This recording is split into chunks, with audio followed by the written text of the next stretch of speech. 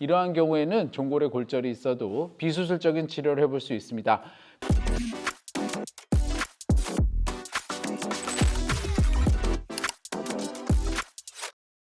안녕하세요.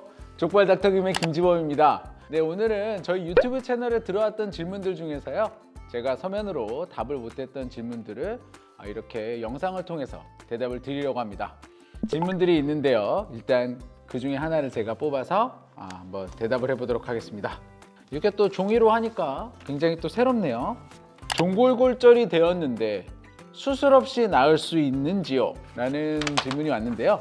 일단 대답부터 해드리면 나을 수 있습니다. 굉장히 한정적이에요. 다 낫지는 않습니다. 왜냐하면 종골골절이라는 것 자체가 높은 데에서 떨어지면서 굉장히 고에너지 손상으로 인해서 뼈가 박살나는 골절이거든요.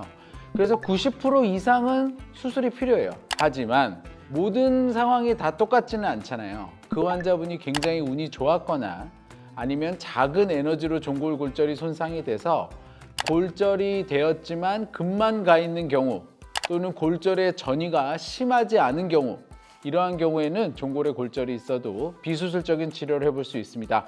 비수술적인 치료의 과정은 뼈가 붙을 때까지 통기부스 6주 하고요. 그 다음 6주는 보호대를 하면서 재활하면 됩니다. 실제로 어긋나지 않은 종골 골절은 비수술적인 치료로 굉장히 좋은 결과를 볼 수 있습니다. 두 번째 질문 보겠습니다. 아킬레스 힘줄에 생긴 석회 제거 수술을 했습니다. 축구가 너무 하고 싶은데 얼마 후에 가능할까요? 이거 진짜 많이 듣는 질문이에요.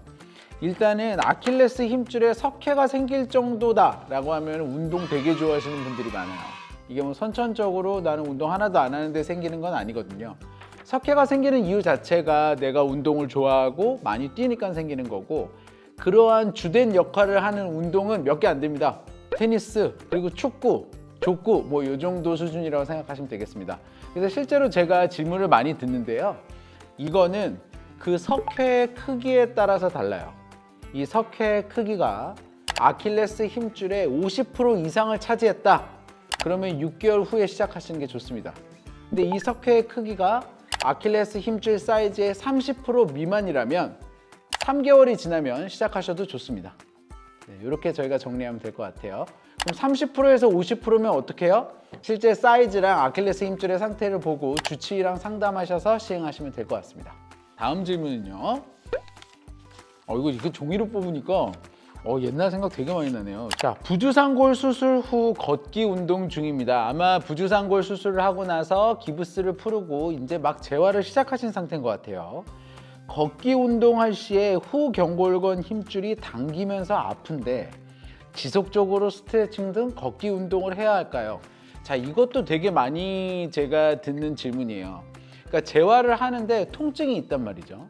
그러면 내가 이거를 재활을 해야 될지 아니면 여기서 멈춰서 쉬어야 될지, 이게 굉장히 고민인데, 그러한 고민이 담긴 질문이라고 생각이 됩니다.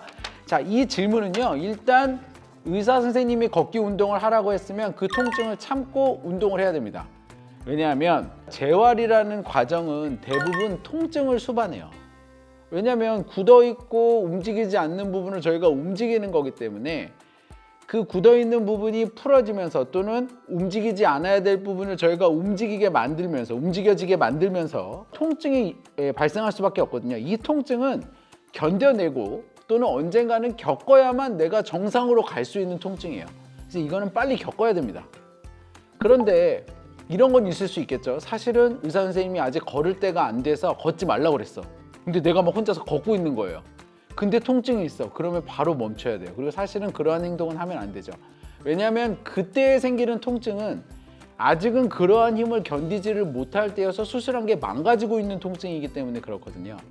그래서 이 질문을 하신 분이, 또는 이 영상을 보시는 분이 이러한 상황일 때 의사 선생님이 말씀해준, 검사를 통해서 이때에는 이러한 운동을 해도 된다고 말씀을 해준 상황이라면 그 통증을 참고 하는 게 맞고요.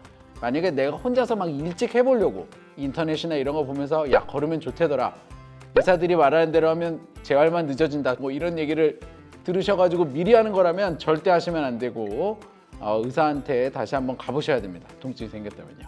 계단에서 낙상으로 인해 통증이 너무 심해서 MRI를 찍어본 거죠. 그랬더니 거골이 골절은 아니지만 충격이 많이 가 있는 상태라서 무혈성 괴사가 올 가능성이 있다고 하는데 그럴 가능성이 있을까요? 라는 질문입니다. 이거는 일단 좀 해석을 해야 돼요. 말씀드린 대로 높은 데서 떨어져서 발목을 다쳤는데 거골이 골절은 아니지만 충격이 많이 받은 상태다. 그거를 골절 직전 상태 또는 골부종 상태라고 이야기를 해요. 그걸 어떻게 하냐면 MRI는 뼈에 멍이 들거나 피가 찬 게 나타나요. 거골이 아마 심하게 멍이 들은 상태라고 또는 피가 차 있는 상태라고 생각하시면 됩니다. 그래서 무혈성 괴사가 올 가능성이 있다고 의사가 말씀을 하신 건데 사실 이거는 가능성은 없습니다. 거골의 무혈성 괴사라는 게 오는 이유는 거골에 골절이 있으면서 어긋날 때 뼈가 어긋나면서 뼈로 연결되어 있는 힘줄이 찢어지면서 발생합니다. 그런데 골절이 없이 멍만 들었다면 그 안으로 들어가는 혈관이 찢어지는 경우는 거의 없다고 봐도 돼요. 있어도 하나겠죠 뭐. 골절이 있으면서 그쪽으로 들어가는 혈관이 와자작 다 찢어지면 저희가 무혈성 괴사가 일어나는 거거든요. 그래서 골부종이 있다면 통증이 오래가고 회복이 늦어질 수는 있지만 거골의 골괴사는 일어나지 않는다. 네, 이렇게 생각하시면 되겠습니다.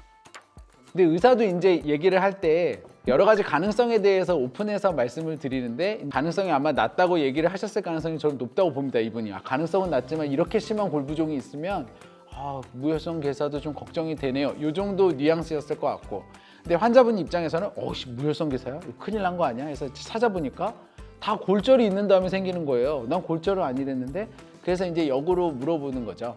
저 질문도 제가 저때 대답을 해드렸어야 되는데 얼마나 걱정을 많이 하셨겠어요. 무혈성 괴사 이게 뭐 온갖 무시무시한 얘기들이 다 돌아다니는데 다시 한번 죄송하다는 말씀을 드리고 늦게나마 이 방송을 보신다면 아마 지금 무혈성 괴사 없으실 거고요. 골 부종만으로는 골절 없이는 무혈성 괴사는 오지 않습니다.